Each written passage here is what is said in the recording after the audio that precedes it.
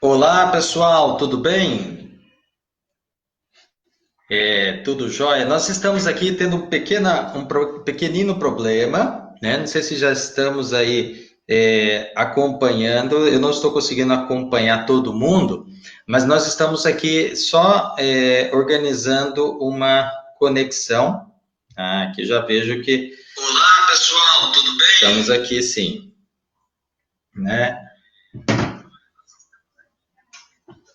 Dentro de 2 segundos nós vamos começar. Então nós vamos ter uma pequena dificuldade que o doutor Maurício não conseguiu conectar via o nosso sistema aqui, mas nós vamos fazer a conexão dele com uma filmagem, um espelhamento. E aí nós vamos organizar esta atividade, tá bom? Oi, Andressa, tá chegando aí já as nossas galerinhas.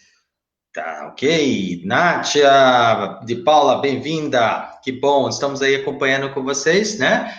Vamos ver aqui. Ótimo. Eu estou vendo que a Luciene está conectada ali junto com como fala o chat. A doutora Cláudia está junto com a gente também. Então, nós vamos começar hoje. Hoje, a nossa proposta é a gente falar exatamente desse dia tão memorável e tão importante para a nossa ação social. Dia 18 de maio, a gente tem, primeiro, uma experiência muito negativa, é claro que a história revela isso, que foi o assassinato da Araceli no Espírito Santo. Uma jovem que teve, além desta trágica finalização da vida, né, ela também teve a história acompanhada da injustiça, porque os seus colaboradores, ou melhor, os criminosos não foram punidos. E olha aqui está falando a imagem, o som não aparece, Maurício, é isso? Olá, estamos tendo um pouco hoje de oscilação da internet, né?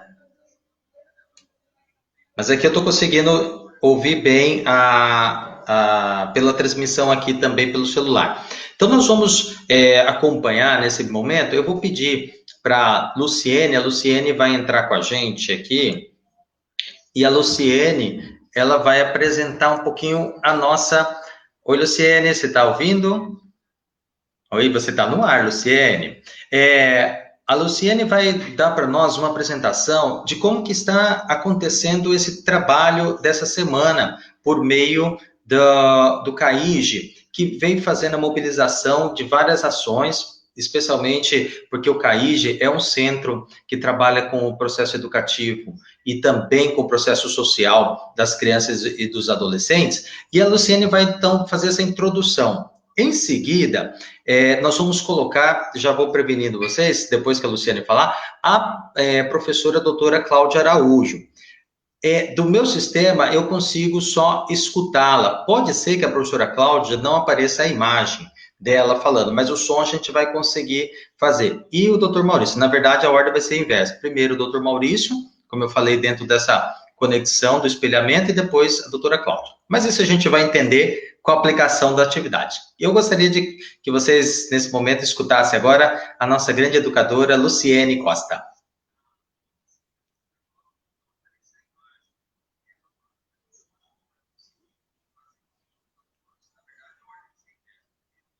Tá ouvindo, Luciene?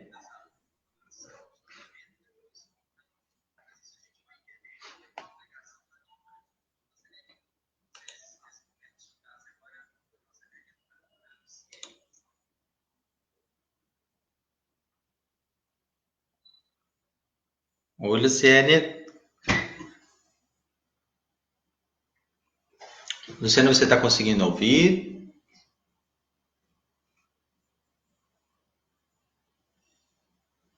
Não está ouvindo? O som não está funcionando. Vamos.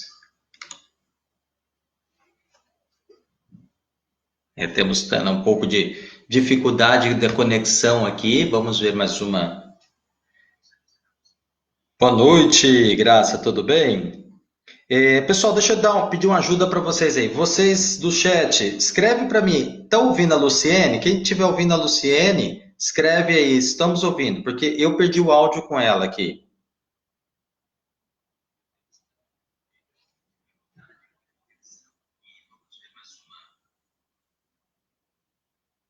noite, Graça, tudo bem?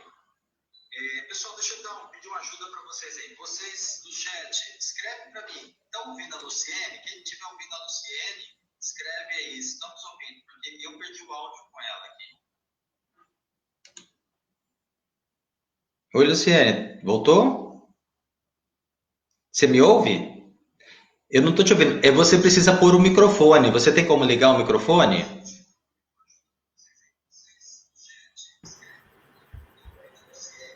Aí, estou te ouvindo agora, Luciene. Sim. Então, Tiago, boa noite a todos. Desde já eu quero agradecer imensamente ao Tiago, à professora Cláudia, o doutor Maurício, por terem acolhido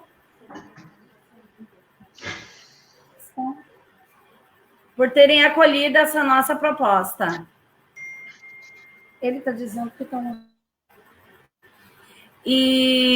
Pode continuar, Luciene, você está ao vivo. Posso continuar? Então, muito obrigado pela presença, obrigado por vocês toparem fazer essa live no nosso Facebook. Nós, todo ano é ano de campanha de combate ao abuso e exploração sexual de crianças e adolescentes. Neste ano, nossa campanha, ela foi uma campanha não pontual só para o dia 18, mas nós estamos numa semana de intensidade maior. No que consistiu essa intensidade? Essa intensidade consistiu em, o primeiro momento, a gente, desde o dia 15, nós estamos fazendo às 8 da manhã uma live, onde nessa live a gente vem explicando um pouco o que é abuso, o que é exploração, quais são as formas de denúncia. Na segunda-feira, nós fizemos uma carreata para lembrar toda a comunidade em geral, toda a sociedade, do dia 18 de maio, do evento que você mesmo já pontuou no início dessa live. E aí, então, hoje a gente está culminando com essa live, onde a gente quer, na verdade, a contribuição de outras esferas sociais para falar um pouco, para dividirmos conhecimento sobre essa data tão importante para a rede de proteção, para o sistema de garantia de direitos, onde a criança e o adolescente muitas vezes não são vistos como sujeitos de direitos e são vítimas de pessoas inescrupulosas, assim como em 1973 a Araceli foi vítima. E a gente que trabalha com criança e adolescente, de modo especial aqui no CAIJ, no movimento Marisa Page, a gente é totalmente indignado e a gente não aceita simplesmente deixar passar em branco. Por isso, nós estamos intensificando essa semana de conscientização, mas a campanha, ela é sempre.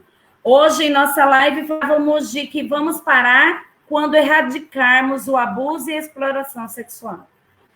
Então, nós terminamos essa semana de intensificação de ações na sexta-feira. Mas nós gostaríamos muito, Tiago, de ouvir vocês nesta noite e as contribuições que vocês trazem. Desde já, vocês são muito importantes para nós, porque vocês abraçam essa causa. Valeu.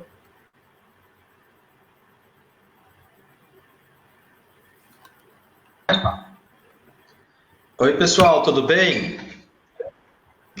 Hoje tá bem complicada as conexões. Olha só, a professora Cláudia, deixa eu ver aqui. Oi. A professora Cláudia conseguiu conectar. Tudo bem, professora Cláudia? Consegui. Tá joia. Oi, tudo bom? Deixa eu tirar a imagem da Luciene. Como é que vão? Ótimo. Tudo bem. Nós já estamos conectados aqui. Olha, vou mostrar uma coisa inédita no planeta. Olha só. Doutor Maurício está aqui. Ó, tá no celular. Não conseguimos a conexão por software que a gente está usando. Doutora Cláudia está aqui e a gente vai começar. Então, eu vou fazer o seguinte, doutora Cláudia. Vou colocar o doutor Maurício para falar, né? Que a conexão dele é a mais, talvez, corre mais risco de cair, né? Para começar. E assim, nós vamos, em seguida, a senhora fala também. Sim. E aí, por terceiro, eu vou utilizar o tempo também para a gente conversar. Que aí a sorte está do nosso lado. É um assunto super importante, né? E a gente quer fazer bastante bonito. Então, doutor Maurício, vamos lá. Vocês vão conhecer o doutor Maurício transmitindo a transmissão. Só um pouquinho. Vamos lá. Vamos lá, então. Espera só um pouquinho que eu vou conectar o meu microfone próximo. Aí. Vamos lá. Aí, deixa eu só... Aí, pronto. Estamos conectados, Maurício.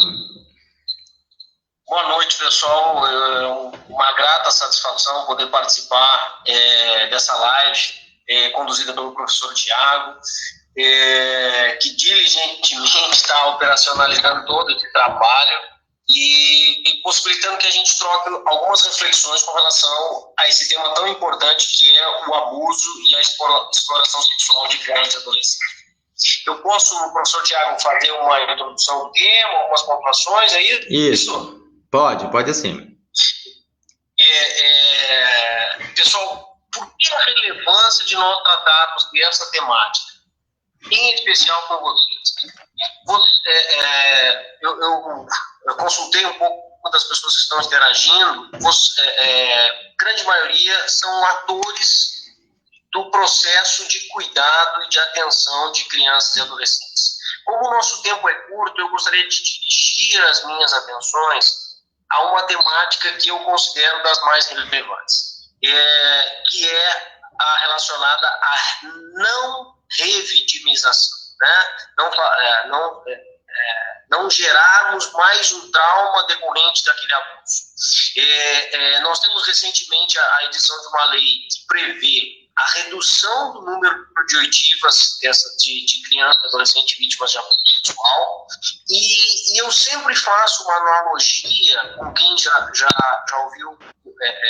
me ouviu falar sobre o tema, em relação ao profissional da saúde, ao enfermeiro, ao médico que recebe um paciente em estado grave no CTI. Ao ver sangue, a gente não pode colocar as mãos na cabeça e gritar para o alto: meu Deus, me ajude. Nós precisamos, diante de uma denúncia ou de uma suspeita de abuso, ter a capacidade de acolher aquela criança sem superlativizar o fato ocorrido, que geralmente ocorre desde já com a atuação de pai e mãe. Geralmente a primeira resposta de pai e mãe é justamente essa: colocar a mão na cabeça e aumentar o tamanho do desespero. Por isso, a chamada central que eu gostaria de fazer, nós recebemos uma série de perguntas, aí oportunamente o Dr. Tiago pode recolocar o tema, eu estou à disposição, mas nós precisamos transmitir a pais, mães responsáveis o cuidado, a capacidade de cuidado e acolhimento da criança, do adolescente que tenha sido supostamente vítima de qualquer natureza de abuso, para evitar o que nós chamamos de revitimização.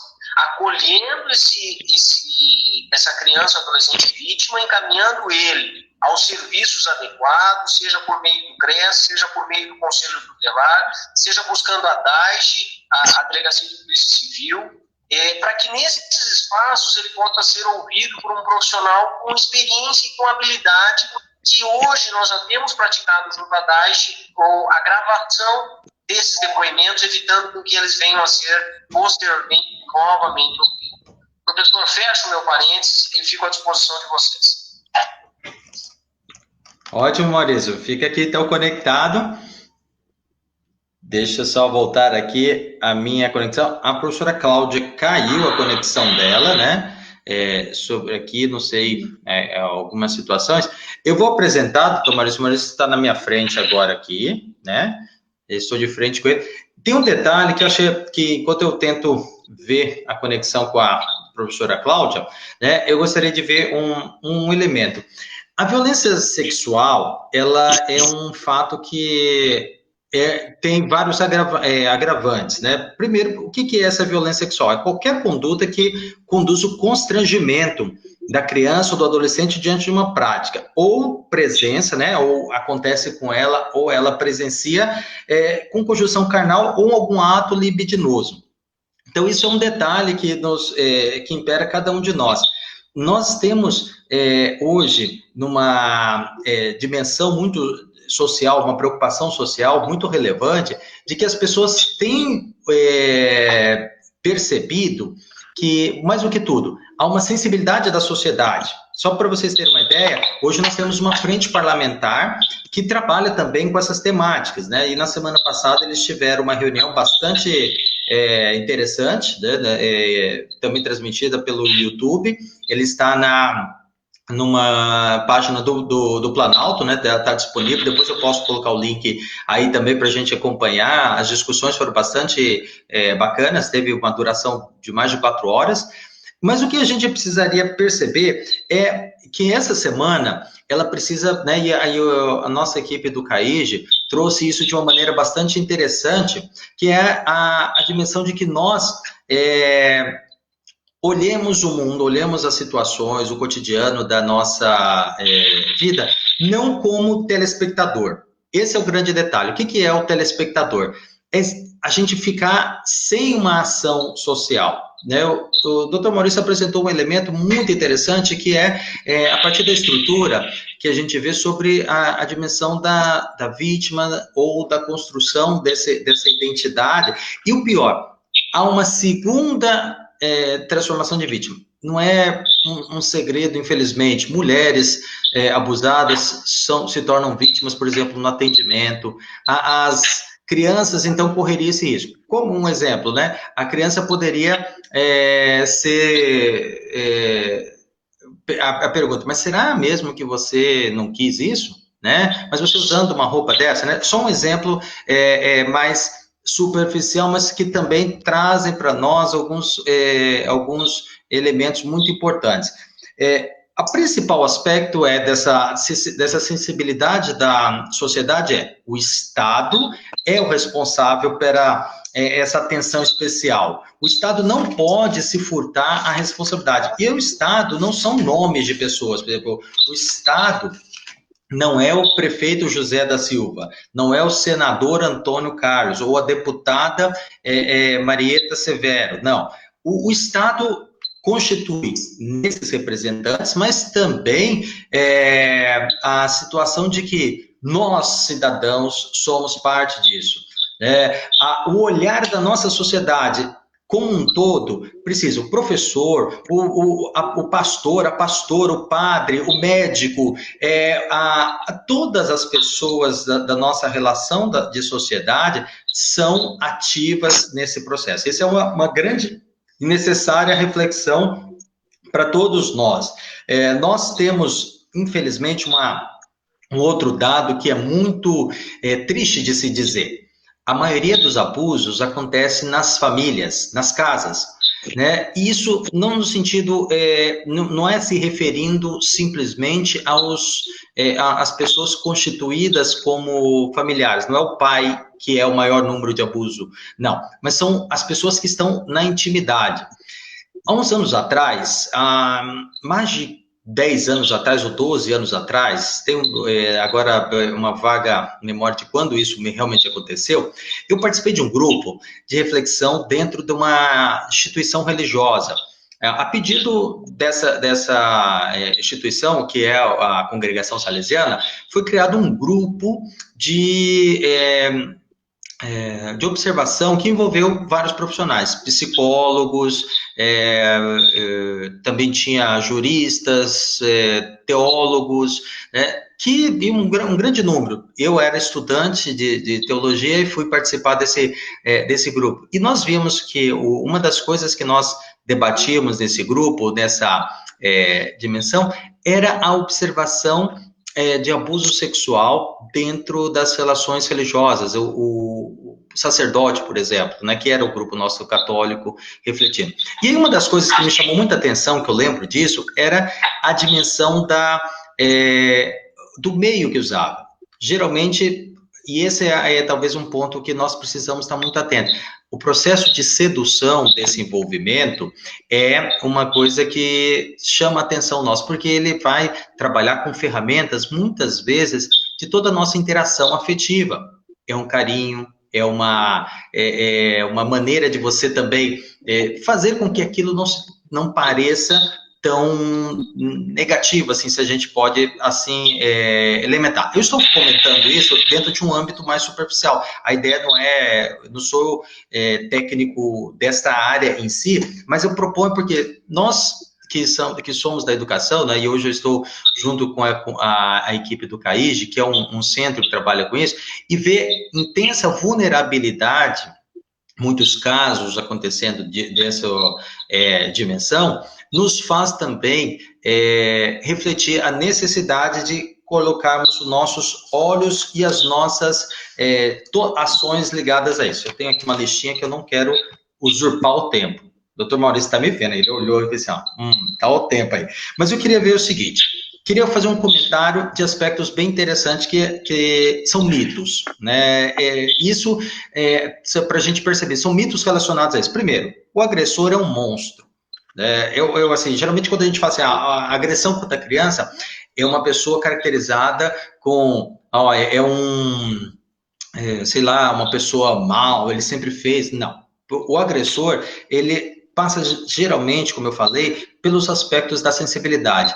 São pessoas, não é o estereótipo físico, mas o canal que eu estou falando, né? Ele vai vai utilizar aquela brincadeira, aquela coisa que atrai a criança, ou adolescente. Às vezes, por isso a gente vê nos jogos, aqui tem interação online, né? A pessoa que está lá conhece, fala e tem um encantamento com isso. Então, não são características, procura ter características que são acima da suspeita, né? Aquela questão e eu já acompanhei vítimas, e é triste, né? Tá aí acompanhando com a gente, a Jane Couto e a Vânia, que são da Secretaria de Cidadania Municipal. E eu sei que elas têm bastante contato também com essa dimensão, embora também trabalhe muito com o elemento da própria prevenção da violência contra a mulher, mas isso toca. Segundo mito, que é importante, as pessoas falam, é muito raro. Não, é muito numeroso. Tiago falando, eu já diria o seguinte, um caso para mim já é uma coisa lastimável, né? Então, mas não é a minha medida. Acontece, como eu falei, de muitas situações. Uma das coisas que a gente tem observado sobre a nossa observação cotidiana é que nesse período de pandemia há um aumento das violências, né? Eu vi uma pesquisa que indicava aumento de 50% dessas violências por conta dos confinamentos. Claro que existe todo um conjunto de situação que não é a pandemia que faz essas violências acontecerem, né? Mas o estresse dentro disso e também a falta de estrutura das pessoas se relacionar faz isso. Para dizer, é algo que acontece com um número que nós precisamos todos nos posicionar e todos precisamos também ter essa voz ativa, essa percepção. O terceiro mito é que muitas vezes as crianças inventam isso de acontecer. 92% das crianças que procuram aos centros, né, de denúncia, tanto delegacias quanto também o próprio Conselho Tutelar, e a gente vai ver mais alguns elementos disso, 92% delas falam a verdade. Hoje é uma pesquisa que nós tivemos a apresentação dela nesse início desse mês, né, e eu posso colocar também a referência aqui depois no nosso chat, né? Isso é para a gente perceber, então, que não se trata de uma invenção da fantasia da criança. E o quarto mito, que eu gostaria de falar assim, a criança, ela tem aquela ideia, e essa acho que é a coisa mais pesada para nós, né? A criança provoca aquilo. o adolescente, uma menina que, por exemplo, que é um exemplo que muitas vezes nós ouvimos, né? Ela está usando um short, uma blusa, e ela não está usando, como qualquer pessoa, algo para provocar. Por mais que possa, de repente, até alguém olhar para ela e falar assim, mas ela está lá dançando funk, né? Ela não está pedindo para sofrer abuso, como ninguém, nenhuma vítima, especialmente dentro de uma dimensão da nossa consciência e sanidade, a gente faz isso. Então, esse é um elemento que eu acho que nos convida muito a refletir. Eu tenho mais alguns dados aqui, mas eu gostaria até de, novamente, na ferramenta aqui, doutor Maurício, a gente voltar, e eu acho que, de repente, nessa fala acrescida da sua experiência, nós poderíamos trazer mais alguns pontos de discussão. Eu estou vendo aqui, eu não estou conseguindo acompanhar todos. O senhor está conectado ao Facebook também ou não? Estou, mas eu vou mudar de computador lá. Porque aí pode acompanhando também algumas coisas ali da coisa. Enquanto isso eu vou falando, mas eu vou trazer aqui a imagem enquanto o doutor Maurício vai preparar, trazer a imagem da Luciene. A Luciene iria falar uma coisa no final, vou pedir para ela adiantar, porque nós perdemos a conexão com a doutora Cláudia, e aí a gente vai falar, que é ligado a essa apresentação, Luciene, de como um processo educativo pode encontrar esse meio de prevenção da própria do abuso. Como que os educadores, especialmente no dia a dia do CAIGE, isso pode acontecer, tá bom? Deixa eu só conectar a Luciene aqui. Tirar o microfone aqui. Luciene, tá ouvindo? Sim. A professora Cláudia também voltou aqui. Então, Luciene, você escutou a introdução que eu falei aqui da sua fala? Sim. Oi, Luciene? Tá, então, Luciene, conta pra gente como é que é essa experiência, por exemplo, da prevenção como educadora dentro do nosso, do CAIGE.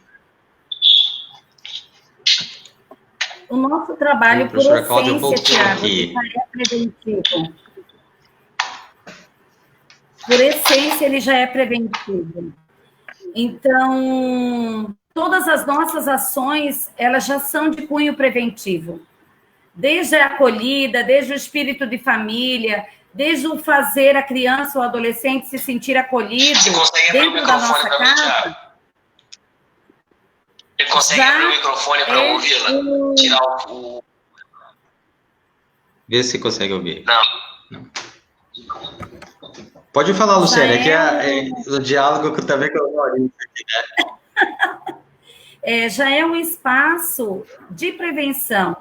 Nós procuramos, através da campanha, nós procuramos, através das ações que nós desenvolvemos, nos aproximar o máximo possível dos nossos alunos para que eles se sintam acolhidos e que a nossa casa, de fato, possa ajudá-los no processo de discernimento, ou de denúncia, ou ainda de resiliência diante de alguma situação de abuso que venha, que em alguma circunstância possa ter vivenciado. Todas as nossas ações, elas procuram ser preventiva, desde a orientação sobre quais são os direitos e deveres, seja o direito e a obrigação com a escola, sejam os direitos enquanto cidadão inserido no mundo, para o respeito para com aquilo que é público e aquilo que é privado, seja para com o respeito para aquele outro, no sentido de não fazer bullying, de aceitar o outro do jeito que é, de se colocar no lugar do outro, questão de empatia, né? Então, assim, nós procuramos, dentro do nosso espaço, contribuir para a formação de bons cristãos e honestos cidadãos, sem vitimizar, porque a pobreza não é sinônimo de abuso, ou não é sinônimo de que tudo de ruim vem ali, mas aqui o CAIGE é um espaço de oportunidade. Aqui eles têm um elenco de possibilidades Então, eles não são vitimizados, aqueles que por aqui passam ou que por aqui participam, mas aqui sim é um espaço de oportunidade, seja para as famílias, seja para as crianças e para os adolescentes. E dessa forma a gente procura diminuir o índice de crianças e adolescentes abusadas em nossa cidade.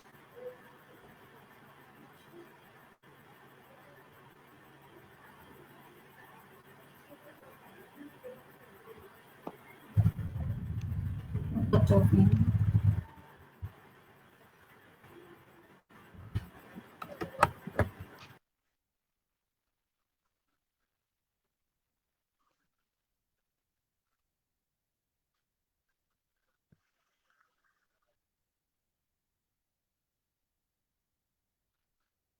Oi, Tiago, tá ouvindo? Desculpa, pessoal, acho que meu microfone ficou cortado aqui durante a transmissão, agora que eu vi. Então, desculpa, professora Cláudia, nós gostaríamos de aproveitar, né, que agora estabeleceu a sua Era que vocês estavam ouvindo a presença gente. aqui da conexão, né? Estamos ouvindo. Tá? Então, professora Cláudia, se apresente nesse momento também, com informalidade, porque a gente tem um respeito muito grande pela sua experiência, pelo trabalho. Está acompanhando a gente lá do outro lado, o Dr. Maurício, que a gente não conseguiu conectar aqui, mas ele está lendo e acompanhando lá, e aí ele volta também aqui para a nossa conexão. Tá bom? Tá A senhora ótimo. tem agora saber esse momento Ok. para partilhar. Ok. Bom, meu nome é Cláudia Araújo, eu sou professora da UFMS, da Universidade Federal do Mato Grosso do Sul, do curso de Pedagogia e da pós-graduação em Educação e da pós-graduação em Estudos Fronteiriços também.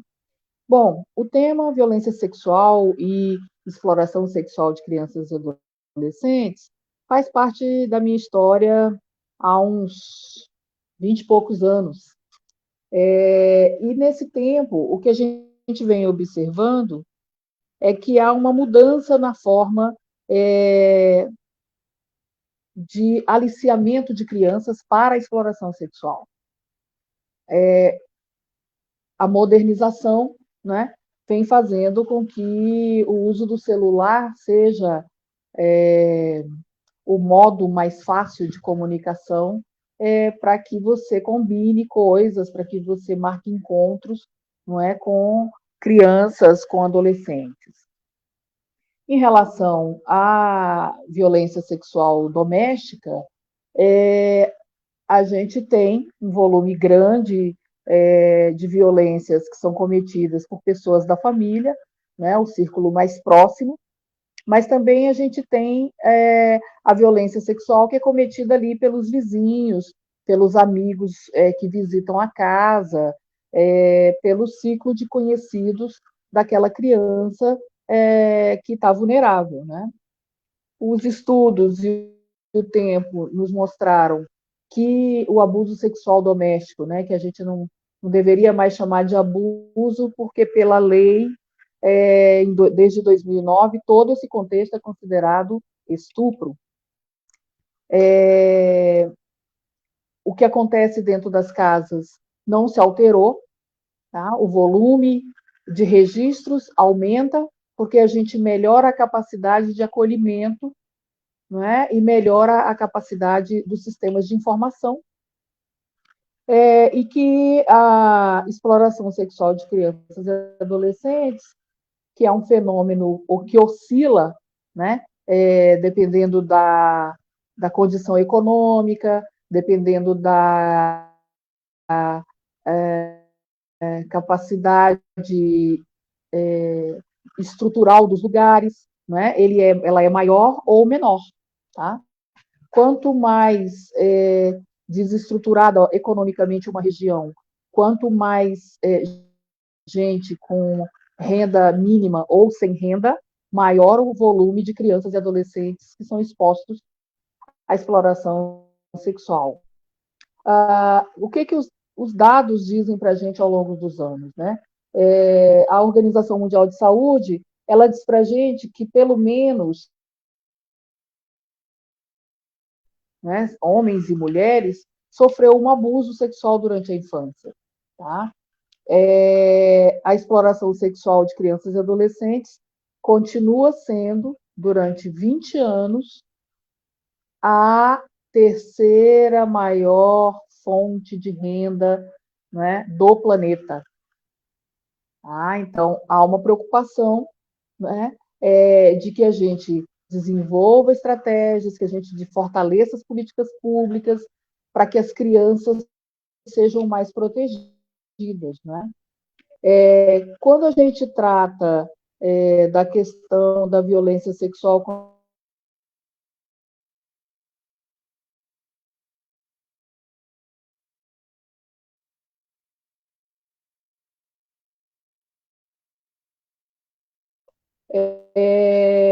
da violência sexual cometida contra meninas.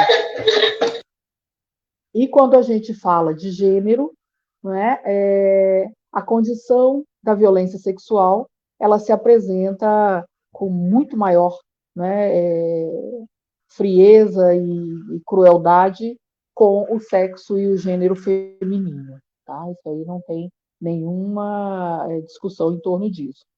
Mas quando a gente se preocupa tanto com o sexo feminino e a fragilidade diante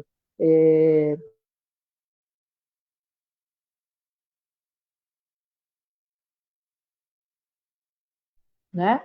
Sexo masculino também sofre violência sexual. A gente tem um estudo feito aqui em Corumbá, um estudo do Samuel Rosa, de acho que 2018, que mostra para a gente que há um número em torno de 30% dos abusos sexuais que está relacionado aos meninos, né? E esse abuso, muitas vezes cometidos por adultos do sexo masculino ou por outros adolescentes no âmbito escolar. Tá? Então, há uma preocupação com todo esse processo, porque a gente precisa acolher essas crianças, sejam elas do sexo masculino ou do sexo feminino, para que a violência não se repita, não é? Para que ela não volte a acontecer. Quando a gente fala de estruturação da atenção para crianças em situação de violência sexual, a gente observa que no município de Corumbá, no município de Ladário, né, e até aqui, né, com os parceiros da Bolívia, há estruturas de enfrentamento que são atuantes.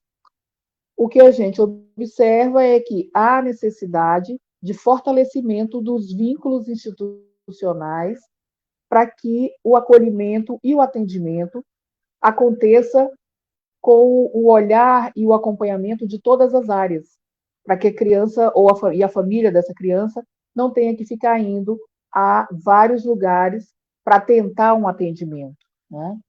Para isso, o Conselho Municipal dos Direitos da Criança e do Adolescente trabalha com muita força, com muita vontade, juntando áreas do município para constituir um trabalho que seja mais equilibrado, né? Que a gente consiga alcançar as questões da violência contra crianças de formas mais ativas, né? Os dados vêm mostrando para a gente que, ao longo dos últimos 3 anos, uma média de 70, mais de 100 crianças atendidas nos serviços do município, tá? E aí, a grande maioria delas, abuso doméstico, né? Um volume menor de meninos neste abuso doméstico e uma questão séria, preocupante, que é a exploração sexual de crianças e adolescentes na região pelos mecanismos modernos da comunicação, mas que a gente percebe a exploração sexual das crianças e adolescentes nas regiões das águas, a exploração sexual de crianças e adolescentes nos locais onde os caminhoneiros se colocam, e a gente percebe um volume de crianças e adolescentes que transitam pela fronteira sem o acompanhamento de um adulto ou responsável por ela, né? E isso coloca todo esse conjunto de pessoas com menos de 18 anos numa fragilidade imensa na nossa região. Para que a gente consiga, né, dar vazão e tratar esse assunto com maior eficácia, o Conselho Municipal dos Direitos da Criança e o Comitê Municipal de Enfrentamento à Exploração Sexual, trabalhando desde o ano passado, construindo esse processo de trabalhar em rede, e desenvolveu agora, há 2, 3 meses, o fluxo do atendimento, né, o percurso que a criança precisa fazer dentro dos espaços institucionais, para que a gente consiga monitorar essa criança ou um adolescente, para que não se repita a exploração sexual, para que não se repita a violência sexual doméstica a que ela está sendo submetida, ou a vulnerabilidade para isso. Nós estamos trabalhando no texto desse fluxo de atendimento, e ele deve ser publicado, acho que mês que vem, para que a gente dê conta de ter formalmente, não é, uma estrutura de acompanhamento dos casos. Os sistemas de informações são alimentados todos os meses, né, pelos serviços, e o serviço que concentra essa informação é o pessoal da assistência social do município. Bom, no contexto de enfrentamento, no meu olhar, Corumbá tem uma rede de instituições não governamentais muito forte, né, e que consegue alcançar um volume grande de crianças que são retiradas, não é, da vulnerabilidade social por meio do entretenimento, por meio da arte, por meio da cultura, não é, pela condição de não estar nas ruas, pela condição de ter alimento, de ter quem ajude a fazer o dever de casa, não é, de ter quem ajude a se desenvolver, né, de uma forma mais equilibrada. Mas a gente ainda tem crianças que não conseguem acessar esses mecanismos, não é? E que poderiam ser objeto de busca ativa, não é, do poder público, e que o poder público também pudesse criar mais oportunidades, né, de atendimento a essas crianças, além daquelas que já são oferecidas aqui no âmbito local. Eu penso que Corumbá é a cidade polo, né, de uma região muito densa e com muitos processos de desenvolvimento, mas que, se organizada, consegue alcançar todos esses espaços, né? Nós poderíamos ter respostas muito eficazes, muito mais eficazes daquilo que acontece no enfrentamento à exploração sexual de crianças e adolescentes. 18 de maio, como a colega que falou no começo nos apropriou tão bem, não é um dia para que a gente comemore alguma coisa, não é? É um dia de muita reflexão, é um dia de muito pensamento crítico em torno do problema que nós temos no Brasil, não é? O volume de crianças traficadas para fins de exploração sexual interna e internacional é muito grande, e a gente conta com ferramentas limitadas para isso, não é?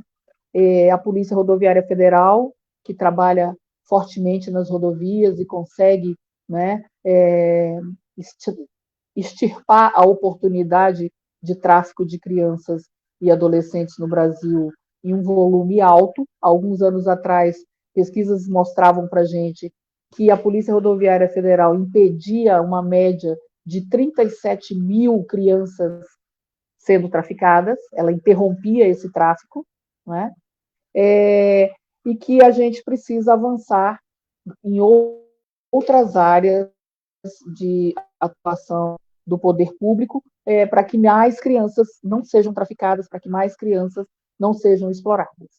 Bom, é isso que eu queria colocar para vocês, para o grupo, e eu fico à disposição para a gente continuar o bate-papo. Muito obrigada.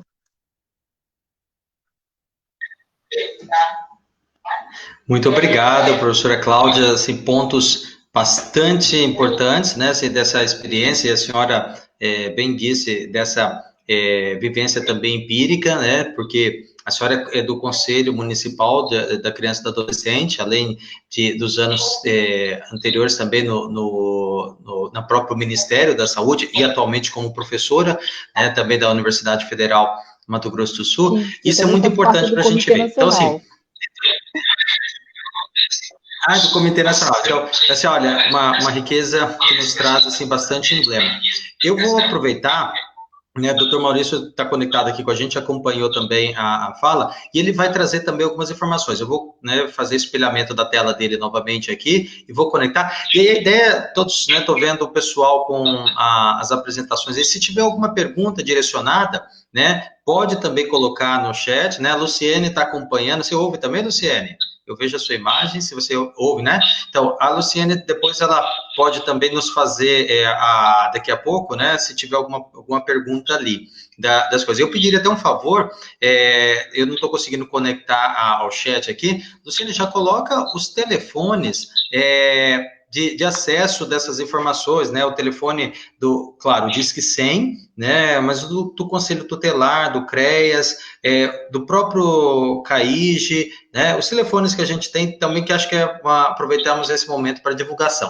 E agora eu vou pedir, então, doutor Maurício, né? Vamos fazer, gente, se vocês ficarem observando a minha mão bonita aí na tela, peço perdão, tá? Mas a gente vai conectar aqui, né? Tá ouvindo, doutor Maurício? Estou vendo. Então... Boa noite, professora Cláudia. Foi impressionante o panorama que a senhora conseguiu traçar com relação à realidade vivenciada aqui em Corumbá, e isso nos preocupa sobremaneira. Eu, mais uma vez, destaco a relevância de nós estarmos conversando, dialogando com pessoas que estão realmente na ponta, no dia a dia, interagindo com crianças, adolescentes, famílias, primeiro nós precisamos ouvi-las e também trocar essas informações para que a gente esteja capacitado para acolher essas crianças da melhor forma possível e, com isso, combater o abuso e exploração sexual. A professora Cláudia falava, e eu não posso deixar de trazer a informação, com relação às novas modalidades de abuso e exploração. Nós temos notícia de operações, por exemplo, desencadeadas pela Polícia Federal, que tem atuado incisivamente no combate que Mato Grosso do Sul apresenta foco, de distribuição de imagens de crianças em situações eróticas, e chegamos a ter várias prisões, tanto esse ano quanto no ano passado, desse tipo de conduta, e isso é um crime previsto no Estatuto da Criança e do Adolescente, no seu artigo 240, que refere, e é bom que a gente, que está no dia a dia com criança, com adolescente, esclareça isso. Olha, você não pode fotografar, armazenar ou transmitir, isso também constitui uma conduta criminosa, com pena passível de punição de 4 a 8 anos de reclusão. Portanto, é muito grave esse tipo de conduta. Ainda com relação aos dados, nós conseguimos, com o apoio tanto da DAGE quanto da Delegacia de Polícia Civil de Ladário, coletar o número de registros de ocorrências desses últimos anos. Em Corumbá, nós temos comunicações de ocorrência de crimes de natureza sexual praticados contra crianças e adolescentes de 34 ocorrências em 2016, esse número veio para 43 em 2017, 55 em 2018, tivemos uma pequena redução aí em 2019, no registro de ocorrências de 49 ocorrências. Já em notadário, esses números foram de 4 ocorrências em 2016, 8 ocorrências em 2017, 11 ocorrências em 2018 e 12 ocorrências em 2019. Eu recebi algumas perguntas anteriormente do professor Tiago e todas elas são da mais alta relevância. Eu vou tentar destacar alguns pontos. Uma delas questionava se o Disque 100 está ou não está funcionando. O Disque 100 está, sim, efetivamente funcionando. O que ocorre é que o Disque 100 não é uma ferramenta exclusiva de defesa ou combate ao abuso e exploração sexual de crianças e adolescentes, mas sim uma ferramenta de defesa da dignidade humana. Portanto, denúncias ou fatos relativos à pessoa idosa, abusos, negligências praticados contra qualquer cidadão podem ser denunciados por meio do Disque 100.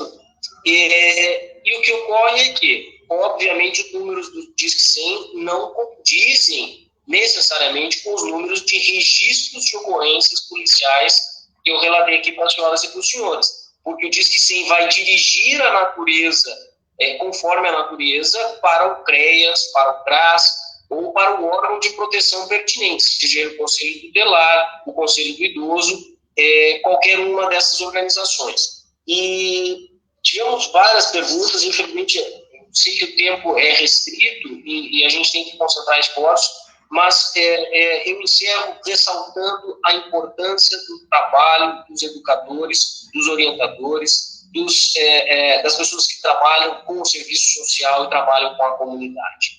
Não é por acaso, como dizia a professora Cláudia, que onde há menos estrutura econômica ou, consequentemente ou não, cultural, o número de casos aflora é muito maior. Nós sabemos hoje que 95% da população carcerária nacional é constituída de pessoas pobres. Portanto, a informação, a orientação, a preparação nossa e das pessoas que são assistidas por nós é algo indispensável. Evitar a revitimização e o foco do direito penal hoje mais moderno tem sido justamente em proteção da criança, centrado na proteção da criança, vai fazer a diferença na vida de crianças e adolescentes. Obrigado da disponibilidade, professor Tiago.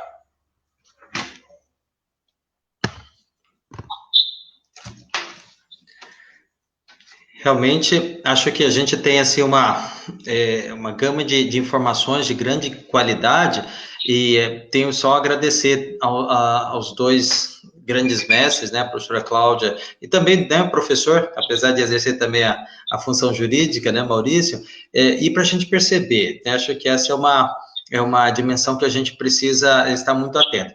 É um dever da nossa sociedade, da nossa atuação diante de tudo isso, né? Nós vimos aí as informações que nós temos dos canais de contato, e é importante não só, né, eu acho que isso é um elemento, principalmente saber, né, a nossa proposta, né, faz até um link com a própria campanha do Faça Bonito, assim, faça barulho. Denunciar faz parte dessa rede, porque, assim como o Maurício colocou e a professora Cláudia, há uma rede muito conexa para esses processos, né, e é triste a gente perceber essa conexão, especialmente com as situações de vulnerabilidade social, situações em que, por exemplo, os próprios pais oferecem como meio de subsistência da família a troca sexual. Isso assim, desculpa, até me emociona vendo uma coisa dessa, assim, pelo fato de que isso representa uma dor muito grande para uma sociedade, né, diante de tantos aspectos. Isso é um dever nosso. Então, essa nossa ação, mas eu queria, né, para mais do que dizer que nós precisamos denunciar, nós precisamos prevenir. E aí eu tenho alguns algumas experiências como professor que eu gostaria só para finalizar a minha fala, né, dizer assim, como é importante, por exemplo, a instrução da educação da sexualidade no âmbito familiar e escolar. Né? Nós temos uma cultura machista muito grande que faz que, por exemplo, entre outros aspectos, que, por exemplo, o tema do sexo seja tabu, né? E não é dizer ou ensinar, né? Eu sou formado também nessa área da educação sexual e eu não sou professor de relação sexual, eu sou educador e assim como eu aprendi as ferramentas da língua portuguesa no âmbito da escola, da filosofia com os meus professores, etc., a educação sexual também é um elemento que nos permite descobrir. Até eu relato uma experiência que eu escutei muito claramente de uma criança que descobriu que estava sofrendo abuso há mais de 5 anos, quando ela estava na sala de aula, tendo aula, que eu era um dos professores, sobre a questão da educação da sexualidade. Então, ela falou assim, eu não sabia que eu estava sendo abusado. Eu escutei essa frase e, olha, é como se ela entrasse com uma agulha no meu ouvido, porque, assim, né, essa dimensão me chocou enormemente. Então, assim, é importante a gente perceber isso, né? Não também nos elementos dos âmbitos religiosos, também nos elementos da nossa família. É claro que é complicado alguns aspectos, né? Qual pai, qual mãe não se assusta com uma pergunta, de repente, da criança, né? E a gente usou toda uma metáfora na vida, né? Quantas crianças realmente acreditaram na ideia de que fomos presente da cegonha, né? Para não o pai e a mãe não explicar a concepção. Mas mais do que tudo isso, né? Nós precisamos dialogar muito com elementos de clareza. E aí que entra um aspecto que é muito importante, né? Da transformação e da constituição de políticas públicas que nos permitem fazer isso. Então, nossa sociedade precisa dar passos nisso. Precisamos cobrar das representações políticas essas posturas. Nós não podemos nos calar diante de tantos aspectos sobre isso. Né? Os exemplos, talvez, desse assunto poderiam ser muito outros, né? Muito grandes a lista. E eu não gostaria de delongar, mas para chamar atenção, né? Acho que esse é um elemento bastante importante. Tá certo? Professora Cláudia, gostaria de trazer mais algum elemento sobre isso, que a gente está com um público bom, mas a gente está ganhando bastante tempo. E com isso eu também trago a nossa fala aqui também para... Ah, tá ok. Olha só. Esse trabalho que a gente faz de orientar as pessoas, né, de falar sobre isso em sala de aula, tem que passar também pela formação de professores. Não dá para você trabalhar hoje com milhares de pessoas todos os anos que vão ter contato com crianças, com adolescentes, que não estejam preparados para tratar esse assunto. Né? Minimamente, um professor precisa conhecer sobre abuso e exploração de crianças e adolescentes, precisa conhecer o Estatuto da Criança e do Adolescente, né? Precisa conhecer partes, né, do Código Penal brasileiro e da Constituição brasileira que protegem os direitos de crianças e adolescentes. Né? A gente reforça isso na UFMS, no curso de pedagogia, com disciplinas que tratam dos direitos humanos, que tratam de gênero, raça, etnia e diversidade. A gente tenta trazer a discussão, né, para a sala de aula, no sentido de mudar o olhar do futuro professor, né, para que ele dê conta de ser um apoiador no enfrentamento. E uma última coisa, essa semana foi lançado um documentário muito interessante pelo Instituto Liberta e o Instituto Maria Farinha, Entre Nós. É um documentário que alerta para a importância do combate, né, do enfrentamento à exploração sexual de crianças e adolescentes, e que certamente vai contribuir bastante para as discussões que a gente possa fazer em sala de aula ou com os profissionais das nossas redes de atendimento.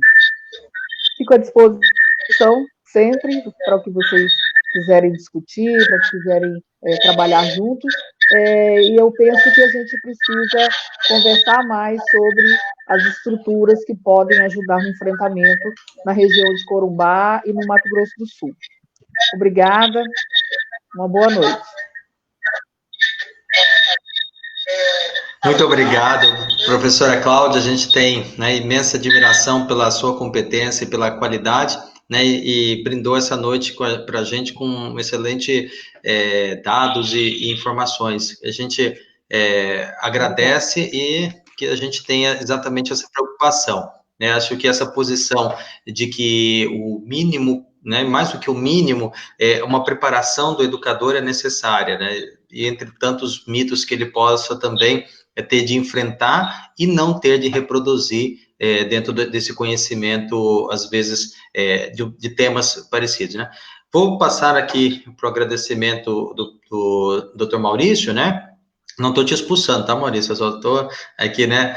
A preocupação com o tempo. E eu vi aqui que o Padre Pascoal deu uma conexão, não sei se a gente vai conseguir trazer a imagem, porque o Padre Pascoal é hoje o mentor de toda essa, toda a obra, né? O CAIS de Cripã, e eu convidei para que ele pudesse fazer o fechamento dessa atividade também aqui, tá? Vou trazer novamente o doutor Maurício. Alguém me falou, né, tá com som, é que a conexão com o Maurício está via esse microfone, então peço desculpas por essa questão, tá? Enquanto isso a gente vê aqui. Pode passar, Maurício.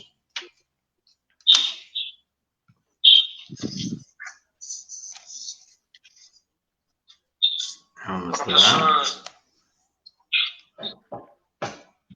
Professor Tiago, demais participantes, professora Cláudia, é um privilégio realmente a gente poder estar trocando essas reflexões. Eu aspiro que, passado esse momento de pandemia, nós possamos renovar esses encontros com contatos pessoais e talvez replicar isso adiante, seja na preparação de professores, no diálogo com vocês, na auditiva de vocês. Eu gostaria de tocar ainda duas perguntas que foram colocadas e me parecem relevantes, porque vem justamente de pessoas que trabalham no cotidiano.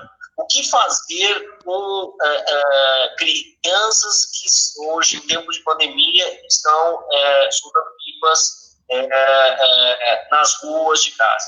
Vejam, essa é uma realidade, infelizmente, da nossa população, muitas vezes a mais carente, daquelas pessoas que moram em casas muito precárias, muitas vezes com um cômodo apenas, e que é muito difícil que se mantenham dentro daquele ambiente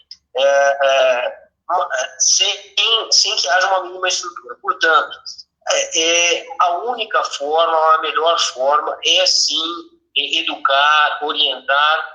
Nós sabemos que em casos de aglomeração há restrições que são impostas pelo município, portanto, é legítimo que se acione o Conselho Tutelar, a Polícia Civil, a Polícia Militar, para que façam a dispersão, mas nós precisamos mais do que nunca orientar as famílias de acolherem os seus filhos e orientarem com relação a esses cuidados.